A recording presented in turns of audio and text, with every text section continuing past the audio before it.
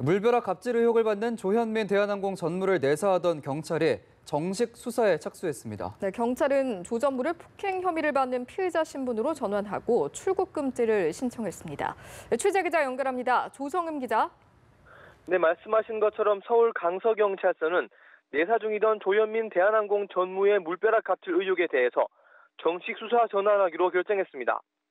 대한항공 본사에서 개최된 문제의 회의 참석자들의 진술을 들어본 결과 대한항공 조 전무가 회의 참석자들을 향해 종이컵에 든 음료를 뿌렸다는 진술이 확인된 건데요. 경찰은 조 전무를 폭행 혐의 관련해 피의자 신분으로 전환하면서 출국 금지도 신청했습니다. 강력한 수사 의지를 내비쳤던 경찰은 조사 준비가 되는 대로 조 전무를 소환할 것으로 알려진 가운데 조 전무 측도 수사에 적극 협조할 것이라고 밝혔습니다. 조 전무는 지난달 16일 광고 대행업체의 팀장에게 소리를 지르고 얼굴을 향해 물을 뿌린 것이 익명 어플리케이션으로 알려지면서 파장을 낳았습니다. 경찰은 지난 주말에서 어제까지 당시 회의에 참석한 대한항공 관계자들과 광고 대행업체 관계자들을 소환해 내사를 진행했습니다.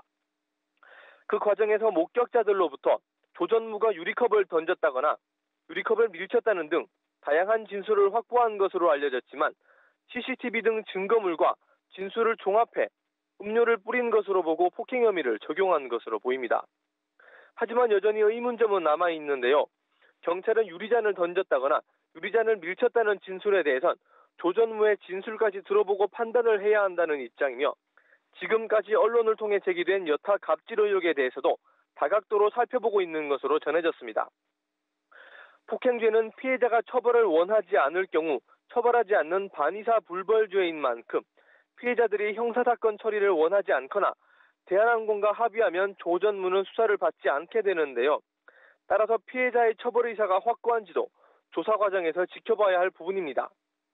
현재 피해자 중 한 명이 처벌을 원하지 않는다는 의사를 내비친 것으로 알려졌지만 경찰은 아직 확인할 것이 남은 만큼 수사를 이어가겠다는 입장입니다.